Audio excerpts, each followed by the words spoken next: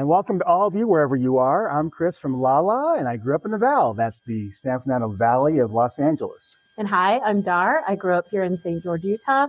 Chris and I met online in 2018, and we've been married since October of 2021. And welcome to From Lala to Utah, episode 4. Yeah, it's crazy. We've been hearing from viewers. We have. I kind of wanted to kind of shout out to the viewers because it's exciting to hear from people that, they're paying attention. So we got an email from an audience member, Farju. They say, hello, I recently came across your channel and just wanted to say how much I enjoyed your content. You present everything so naturally, and it makes your videos incredibly fun to watch. You're doing a fantastic job. Keep the awesome videos coming. Natural. Yeah. Naturally. We do have a natural banter, don't we? We can just talk and talk forever, especially on road trips. If we're in the same car. Yes, we have a natural banter. Yes, we have a natural. I'm sorry, this is the robot Chris. Yes. I'm sorry. Anyway. Yeah, so we got other comments. We did. Those who watch us on YouTube, we appreciate those of you who actually watch us. Thank you. So from Keith, he said, you had me at Gen X in comic books, which I should shout out. I'm wearing my Gen X, the feral generation. I got plants today, but I can just reach over here. Dun, dun, dun, dun, dun, dun. Enterprise F, okay? Enterprise F, for those of you wondering. He loves his ships. I love my ships. Yes. And Catherine, she says, I'm so excited. Thank you, Catherine. Thank you, Catherine. Adriana, she says, love your shirt, Chris. This was the peachy from the intro. Yeah. Yep. Looking forward to following your show. Also, I love the first time that you met in person was at a protest. And I do know Adriana well. We went to college together. We were the Woodward and Bernstein of the Cal State Northridge Sundial. Sending big love to all of you guys. Thank you so much. And so big love. Yeah. So what's coming up Sunday? Father's Day. Are you sure it's Father's Day? Because I'm sure. Are you sure it's not like National Rice Day, Rice Cooker Day? Because you know how they have all these various holidays that make no sense. This one's a little more significant and more worldwide acknowledged, I would say, or more popular than Rice Day. Certainly a shout out to both our dads. Yeah. We lost your father about 4 years ago. Has it been 4 years? He passed away on June 27th. But I'm really glad that you two had 3 years together. Yeah, we did. I mean, before he passed. He was amazing.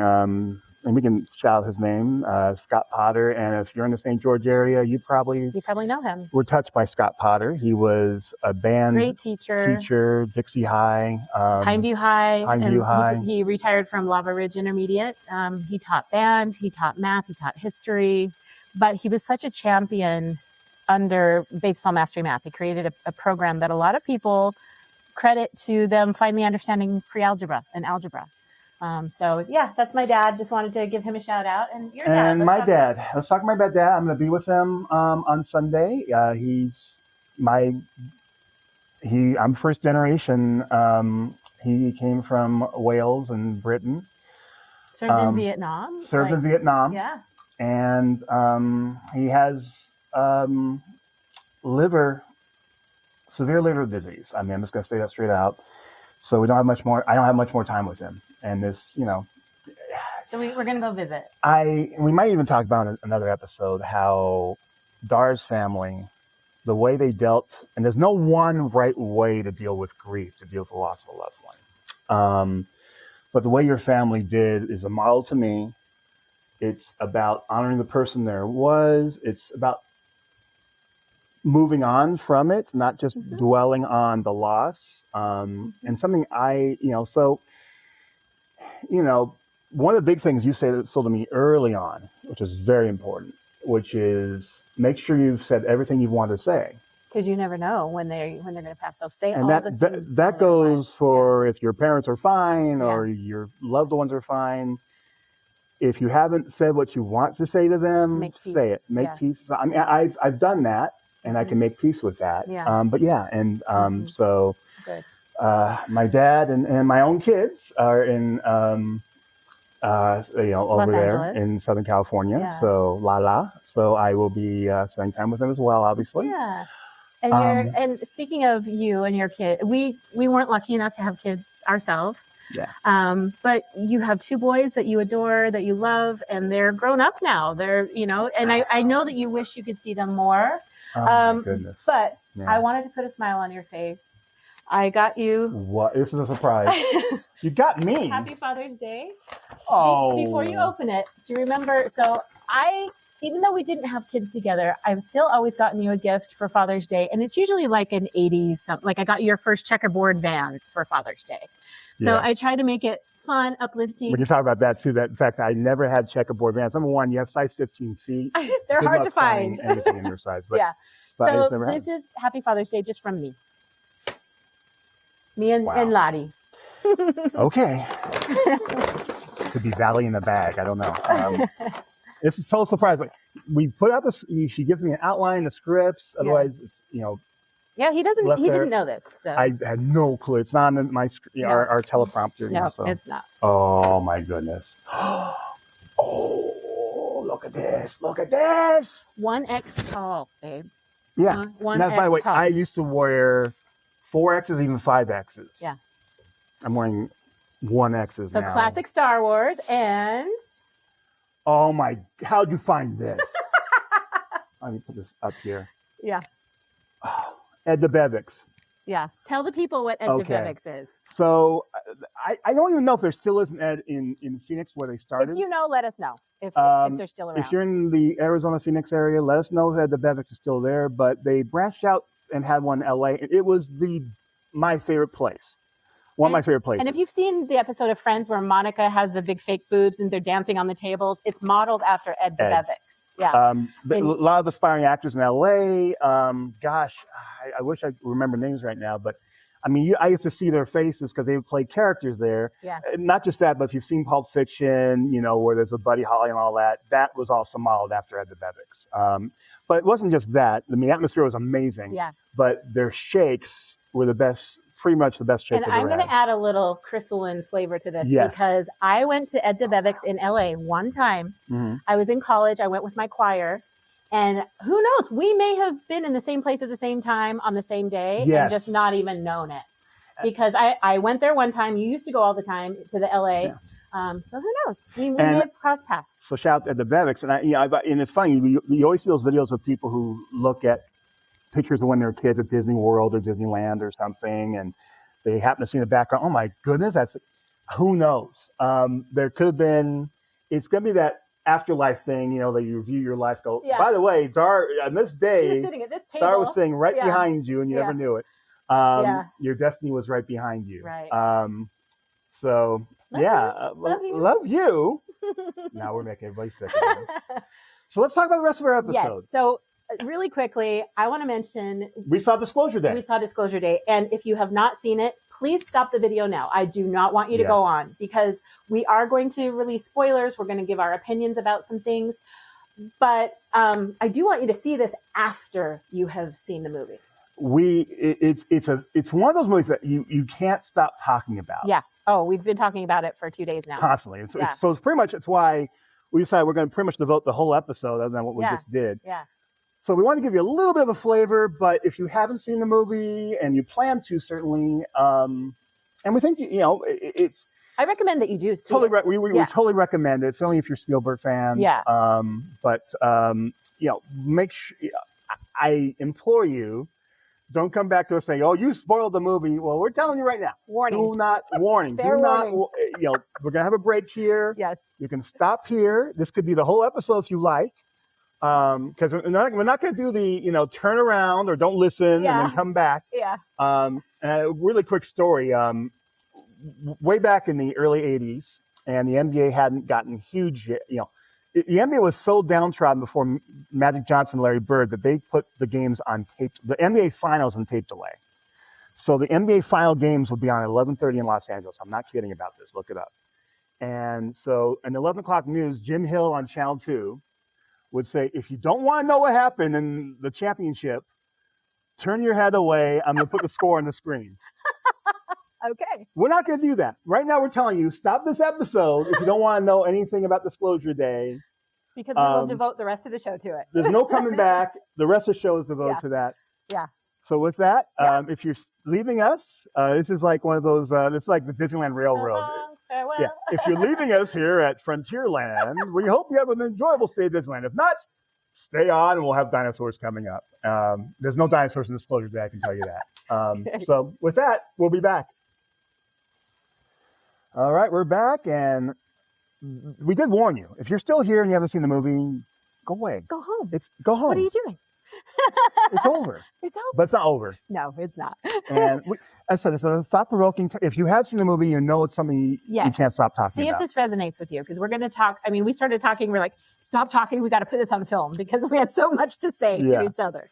So we've talked before. We love Spielberg. Love John Williams. I've seen John Williams many times at Hollywood Bowl, but you took me for my first time at the Hollywood Bowl, and I loved it. Yeah.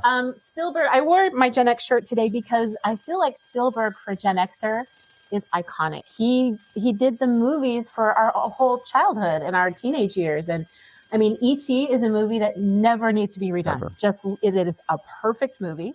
We got to do an episode sometimes of what we call perfect movies. Yeah. And E.T. is one of them. It's one of them. Nothing wrong with all of the Indiana Jones things. I love Close Encounters of the Third Kind. I feel like as far as space and the humanity of what's out there, nobody does it like Spielberg. He's so great. People forget how great Spielberg is at humanity, where it feels real. Go back to Jaws and the interactions at the table, especially anything involving kids and parents. He's amazing with. I'd like to give shouts to certain movies that people may not be on your radar as far as Spielberg is concerned. If you haven't seen The Fabelmans from about 2 or 3 years ago, which is really autobiographical of Spielberg's life, of his childhood. Life. Yeah. I mean, it is so well brilliant. Done. And when I hear people say there hasn't been a great Spielberg movie in 20 years, there has. That's crap. There has. Minority Report, especially how prescient it was. Definitely worth seeing. You know, and just a movie that was a TV movie, and it kind of was his first movie in a way theatrically, but it wasn't because it was released overseas in theaters and only was on TV in the United States, is a movie called Duel. And you see a lot of the blueprint of Jaws in it. Basically, instead of a shark, it's a mysterious truck. A gasoline truck that chases a person. Great thriller. Has that. All those Spielberg touches are there. So definitely worth seeing. Let's talk about his. Go ahead. And then John Williams is back. Like John Williams is 94 years old.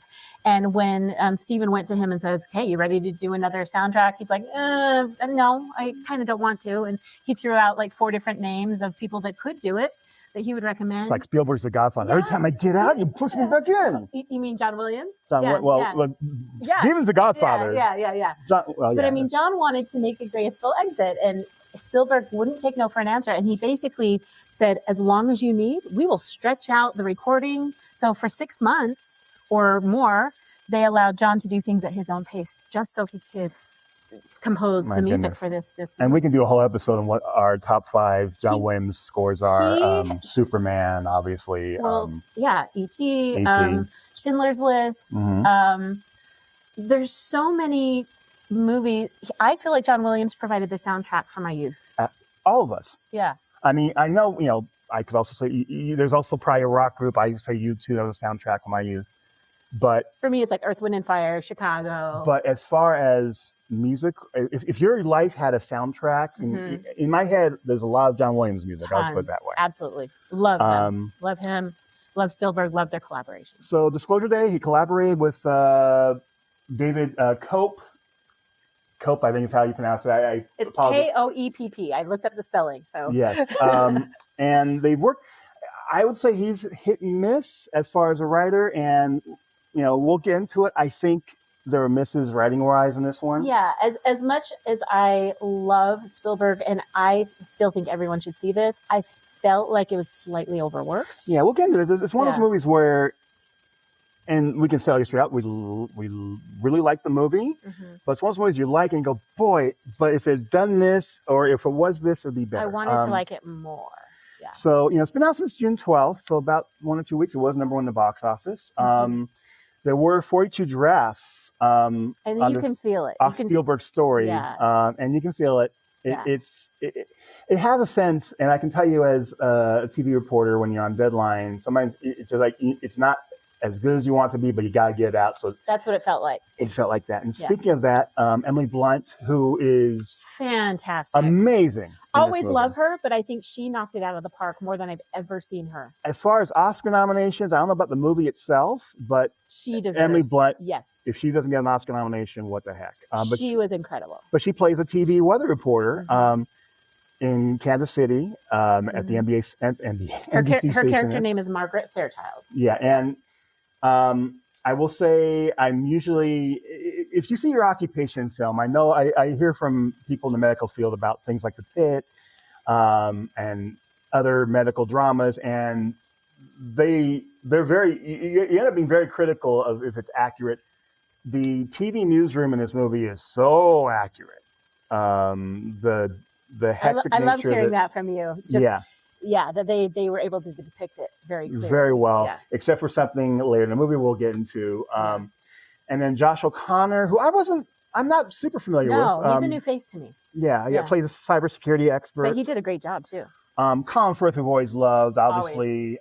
Mr. Darcy. Mr. Darcy. Which I love. You don't appreciate as much, but not as much. But but anything, obviously. Like King's Speech. King's Speech. Oh fantastic. My goodness! But he's kind of the head of this Wardex Corporation, the mysterious corporation behind, basically, almost like an Illuminati corporation. Keeping kind the of thing. truth from citizens, basically. And speaking of U2, Bono's daughter is in this movie, and Eve Hewson. She was incredible, I thought. And she's just amazing. She looks more like her mom. If you want to look, and Bono and his wife are just such an amazing love story. They met in high school when U2 formed, and they're definitely crystalline. They're crystalline for sure. Yeah. But she plays well, we're doing. She's a former nun, but the girlfriend of Daniel Coleman Domingo. He's kind of a director, a high manager in the mysterious Wardex. Who I felt like he was like the number one to Colin Firth. That's what I felt like, or maybe he was in charge of HR or something. Yeah. I don't know. And then the boyfriend of Margaret in the movie of Emily Blunt's character is Russell, who Wyatt, who a little trivia Chris Reed covered when I was the sports editor of the Pacific Palisades Post, and in one game it was, and Kurt and Goldie were there, Goldie Hawn, and Wyatt was playing. I was sitting next to Martin Short and his late wife because his son was playing. The first base coach was John Ritter. This is one game in Little League. And the umpire was Philip Michael Glazer, Starsky. This one game. That sounds amazing. And then later that week, I did a soccer game where Max Spielberg, of course, and then Dustin Hoffman's kid was playing soccer. Tom Hanks in that same? I just ran to him and over at Starbucks. Gotcha. Palisades was amazing, and we can go into that. So anyway, little ADHD diversion there. It all came off a New York Times article that Spielberg read. It was in 2017. Glowing Auras and Black Money, the Pentagon's mysterious UFO program, and it rekindled his interest in UFOs.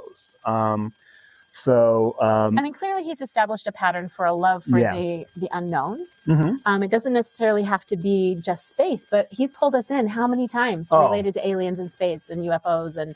And I feel like reading this article in 2017 kind of rekindled that in him. And so he goes home and he writes a treatment.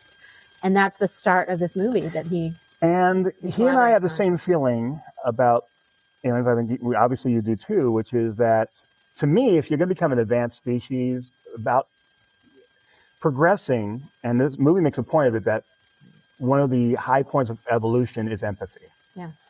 And to me, if you're going to be so advanced that you think about our own present technology, and if you know the distances in space, it takes us a week to get to the moon. So it's going to take us months to get, we're talking getting to another solar system, which right now, our current technology, we might get there in a couple, tens of thousands of years.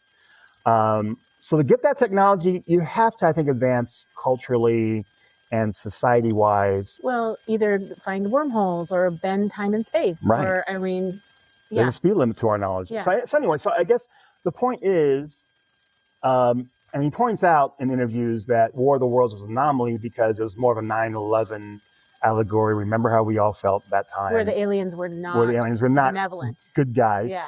But, and that's only based on the original material, but for the most part, benevolent aliens. And that's the setting of the story. So, well, and he says, I've never had direct visitation, but I really should. I could be their agent because, you know, how many times have I talked on behalf of them and I would represent them well? Like, he's kind of disappointed himself. I know you think that there's, you know, he's with, well, I don't know. He's really about disclosure. It'd be ironic if he's not disclosing. I'm going to share a little bit, probably in the next segment, about what I think about that. Yeah, we are. Yeah. We are. So we're going to take a break, and we're going to get into the crux of our thoughts on the movie. We're aiming to be kind but accurate. And we will be back.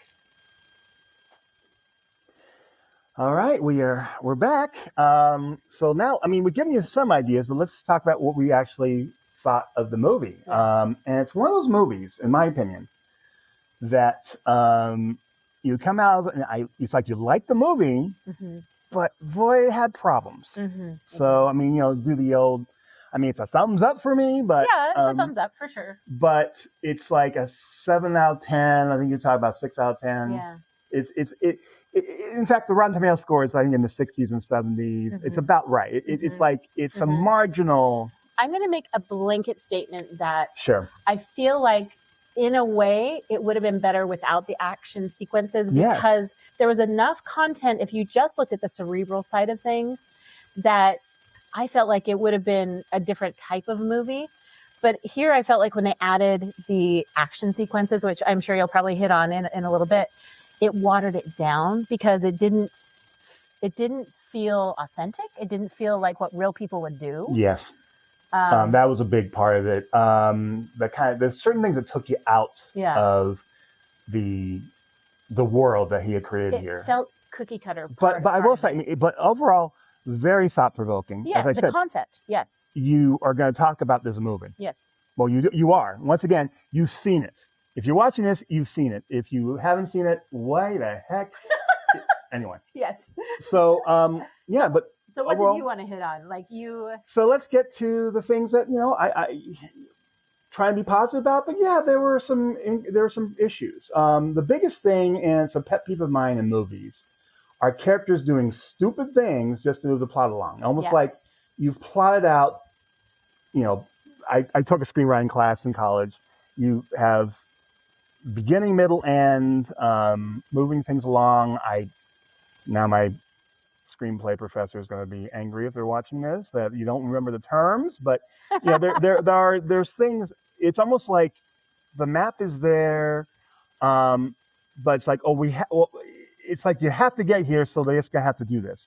Couple cases in point right away, and we talked about this the moment that Jane is inside. Colin Firth's character is taking over her body. So they can dive. So there's a crystal or something, an alien technology that Colin Firth can hold that will allow him to kind of enter someone else's brain. Right.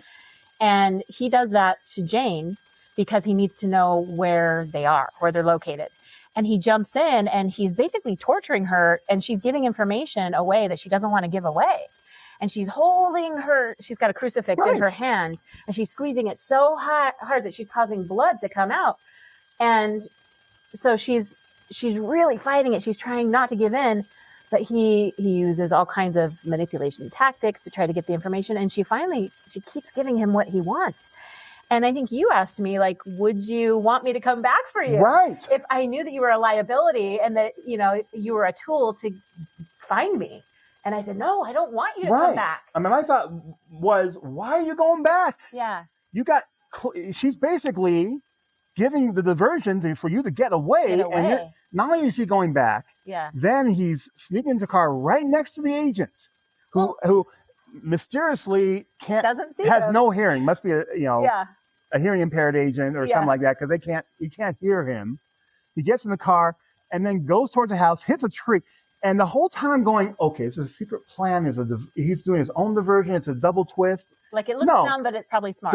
There were a couple moments in this movie where it was like, in my head, I'm like, okay, there's going to be a twist here where he's actually looks like he's doing something stupid, but really is genius. No, No. they're stupid things. Yeah. And then other things. There's the formulaic. The moment they get to a train crossing, I knew they're going to be hit from behind. I'm like, okay, to push here them we into go. the train. Yeah. And so, yeah, it felt like it was almost like It was too predictable, too prosaic. the screenplay was saying, like, well, you know, oh wait, we're a summer movie. We have to have some action, otherwise Yeah. people aren't going to come see it. Yeah. You know. And it watered down the quality, the other message. Yeah. I thought, the other message that you went there for. I guess one other thing I'm gonna mention is, once again, you've seen the movie, so the ending. By the way, I have no problem with listen, and that's the end of the movie. I know you had a little bit more of a problem with that. You know, Chris Nolan does this endings where you have to kind of fill in the rest of the blanks. If done well, it's great. Sometimes it's either it's hit or miss, or you're like, what? It's over. I was okay, but this comes once again from being in journalism. The anchor at the end. I talk about Blunt being an Oscar nominee. There's something called the Razzies, which go out to the people who are the worst actor, worst actress. Worst supporting actress should be the person who played the anchor at the end of the movie. See, but I don't think it's her acting. I think it's what they have her do. She's providing way too much commentary, which if you're in journalism, you want to say, I'm seeing this for the first time. Let's pay attention. Let's watch. Let's see if we can figure it out. She's putting her emotional context. She's telling people what to think, and that's not what you do as a journalist. I always say, as a journalist, you don't tell people what to think. A good journalist will tell you what to think about. Like, you present the facts, and then the viewer decides, what do you do with that information? So the whole, you know, and it turned out, looking up, she's, and I don't have her name on top of my head, and I apologize for this, but maybe it's, but it just, she was an anchor at one point in television news.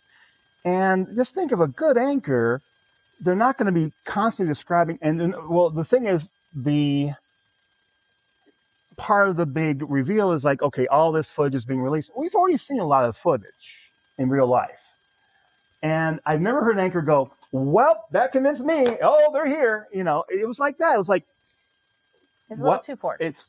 So basically, as far as I'm concerned, we're going to go into the recent release of UFO Files in a second. Yeah. But the big thing is that you need confirmation. Part of the issue right now, which is why we haven't had the eureka moment that, yes, they're here, is it's always one person saying, I saw this. To me, it's going to come down to either Anderson Cooper is talking with an alien live on TV, and then that same alien talks to other anchors and other networks.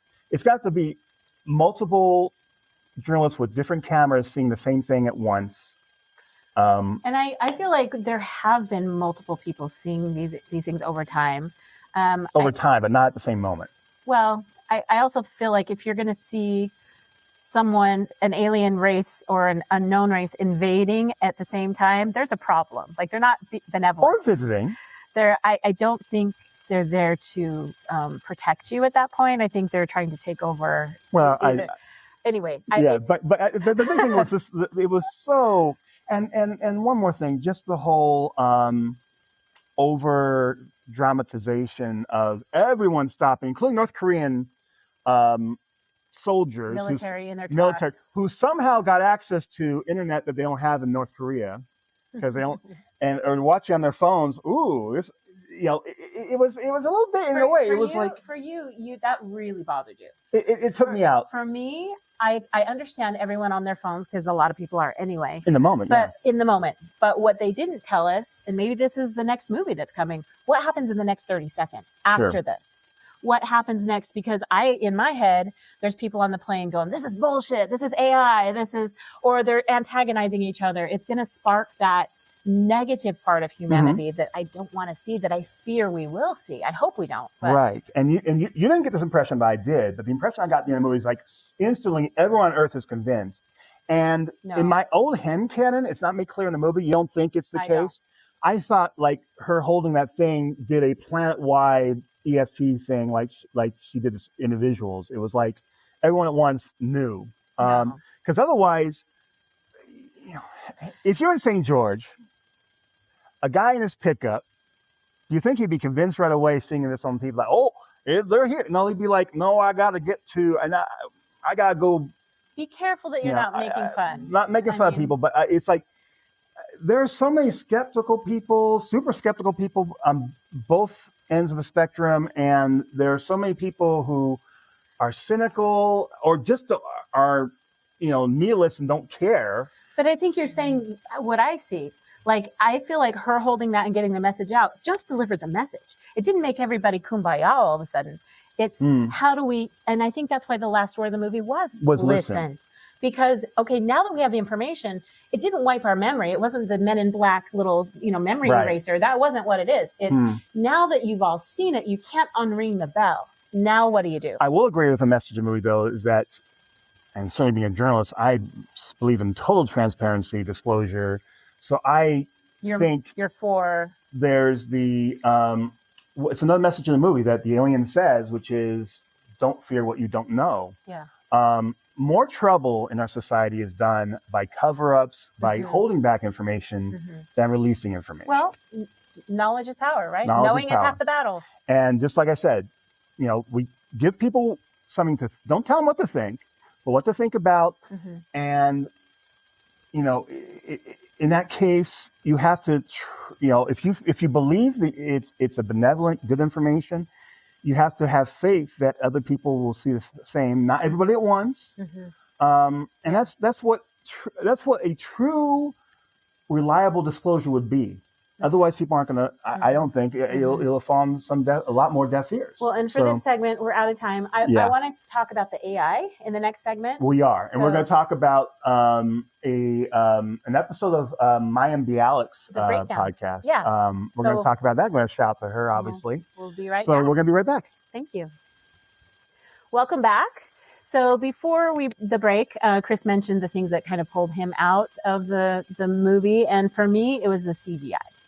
I think I expected a higher quality of CGI. I realized logically that in this time, you can't really use the real animals. Like you're not going to bring in a real deer. I think you could use a real cardinal. I think there are some animals that could have been real, but it's just, and I hate to say it because I love Weta Workshop. They did amazing things. They did the CGI for this. They always do amazing things. It just wasn't realistic enough for me. It felt to me like I was watching Zootopia with the animals. Like they were Pixar animals. They weren't close enough to reality. They were, and they do play a pivotal role. So I understand they needed to hit certain notes. I do understand that. So for me, that kind of pulled me out. I expected a little higher quality. And there's a part where, the little girl's going out in the forest and there's snow and, she's being led by the animals. And then when there's the reveal, again, I don't want to spoil it. You know what I'm talking about. You know what I'm talking about. When the animals are basically just a cover for the aliens are presenting themselves as animals to not scare the little girl. That to me was, I understand that they're trying to be kind, but that was disturbing to me. I'm like, because I love animals. I'm somebody that has a huge open heart with any animal. And so to feel that deception is like, ooh, that really unsettled me a little bit. But once she got on the ship, they weren't hurting her. Yeah. They were just researching. If aliens want to be okay, or like we feel comfortable with them, forget animals. They should become Mr. Rogers and Christopher Reeve Superman, and I'd be like, okay, we're okay. I don't know. Maybe I just need to assimilate or process it more. I don't know, but it unsettled me. It was unsettling. It was more creepy than settling. Was. Yeah. Especially the fact CGI wasn't that good. Yeah. But yeah. Yeah. But and if you want to see a real animal, because I know you haven't seen our cat Lottie in this episode, we're going to show you a video right now of we're looking at her. She is resting and sleeping in her suitcase. So she's in this room. She's just watching us today. So she's not CGI, just so you know.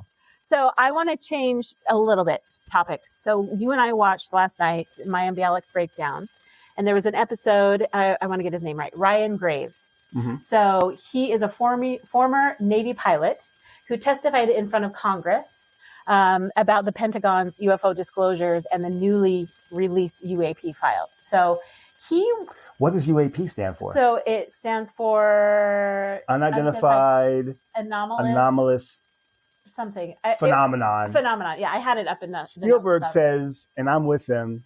just call them UFOs. They're Well, unidentified flying objects. I get that they're not always flying, I guess. they're not always flying, and they're not always from space either. They might be from a different timeline. Oh, yeah, we can go into that. So, So anyway, this guy, Ryan Graves, he has enough experience personally that he's been flying and run into things that all of his instruments say are there, but he can't see. And we're talking radar, sonar, heat. We're talking multiple readings that are saying there's something there, but they can't see it. Mm-hmm. Then he would compare notes with other people in his team, other people on other teams, and they were seeing these things that were starting to become dangerous because they were not seeing them, but they knew they were there, and they were following them like 400 miles off of the coast. And so for me, I find it really enlightening and interesting to learn what we do know. What evidence do we have? Mm-hmm. Because we've kind of been told, oh, it's fake. UFOs don't exist. But on the other side, we're like, but are we really alone in the universe? So I'm always trying to gather new information and put it into a framework of how much information can we prove? How much do we know intuitively? How much can we read on instrumentation?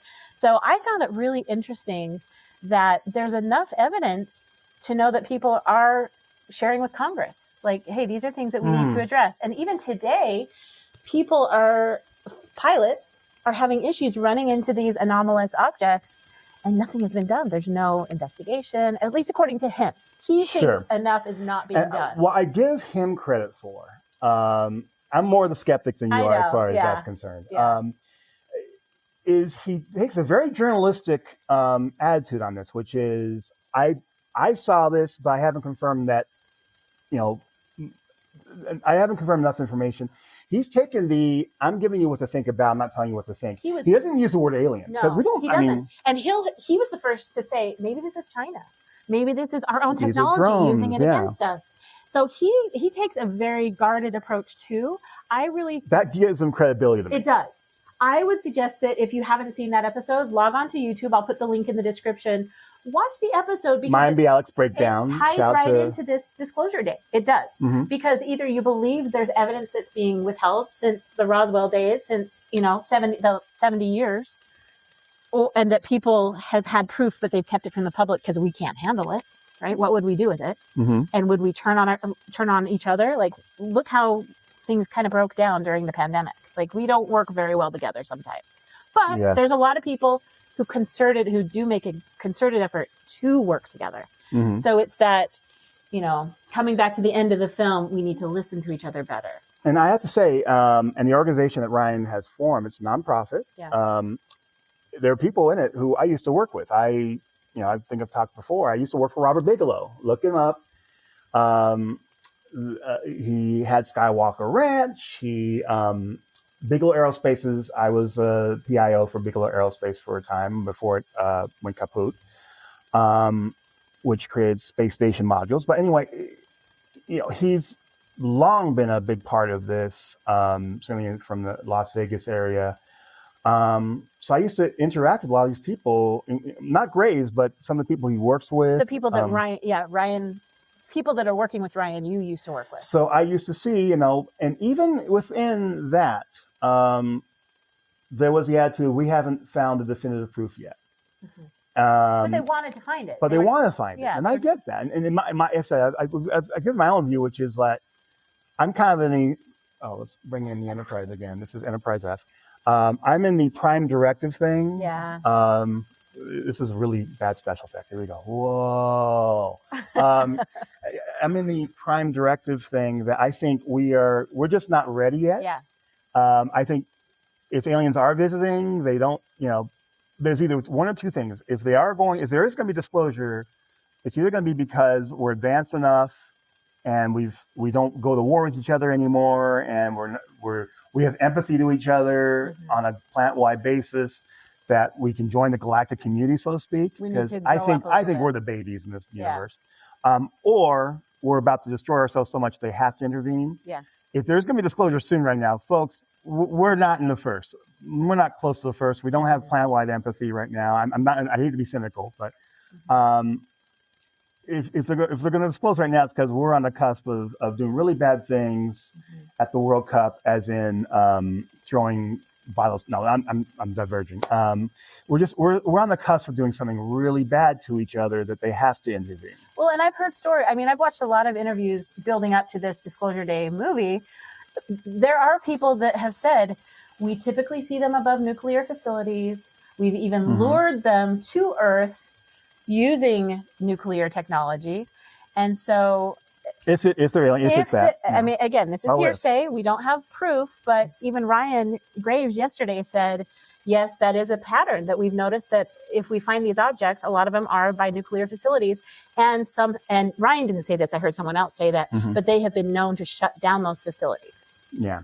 And so, I mean, there's definitely, and the thing is, I dealt with this here in St. George. If anyone sees anything in the sky, because we've talked in the previous episode that you're stunned to see a plane flying over. Well, that close. People go bonkers. Yeah. So I used to cover, there is a weather balloon I personally track just so I could tell people, no, it's not aliens or UFO or and then China. we get SpaceX things that we can see the SpaceX launches from here.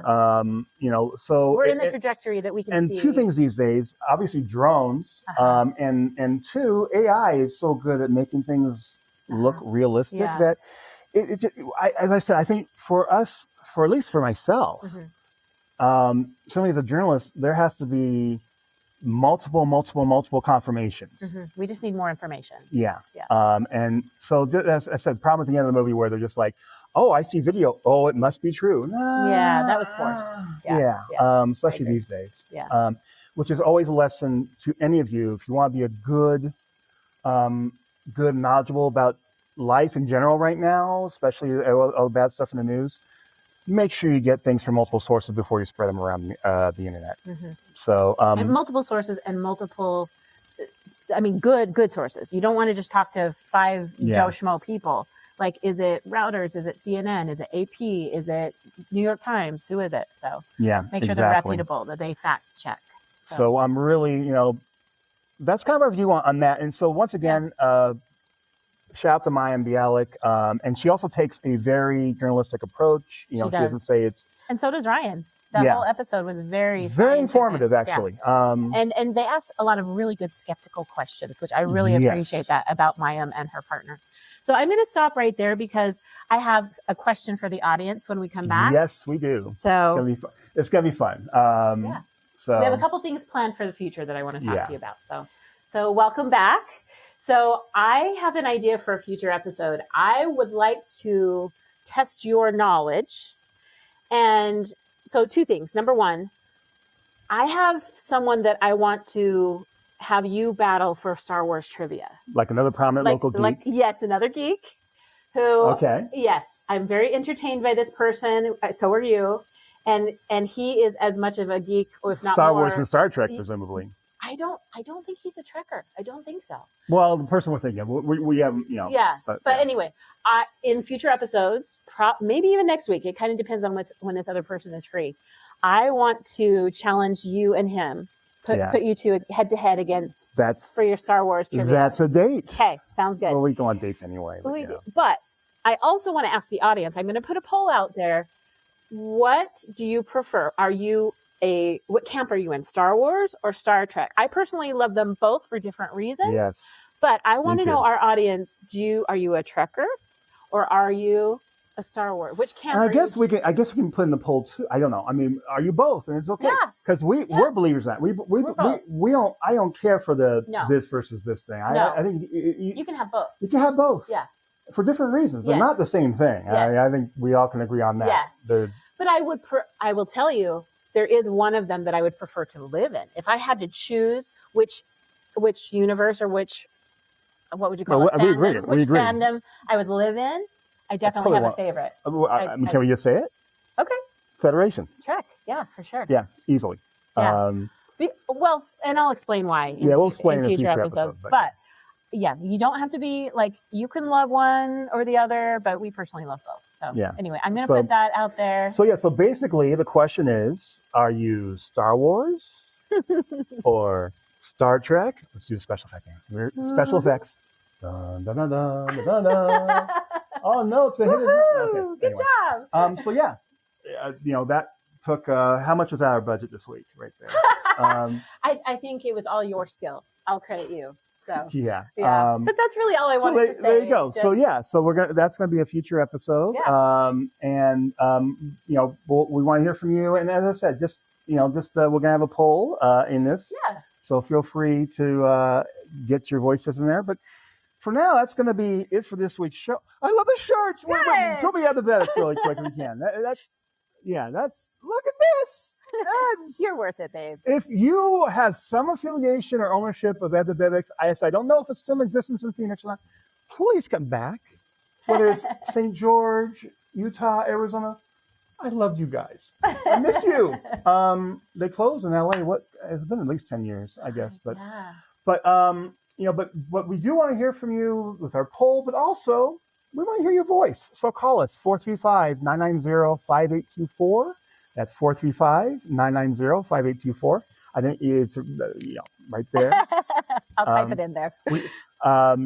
And you can also email us from Lala to Utah. From Lala to Utah. It's mirrored on my screen here, so I don't want to go this way and I'm going over there.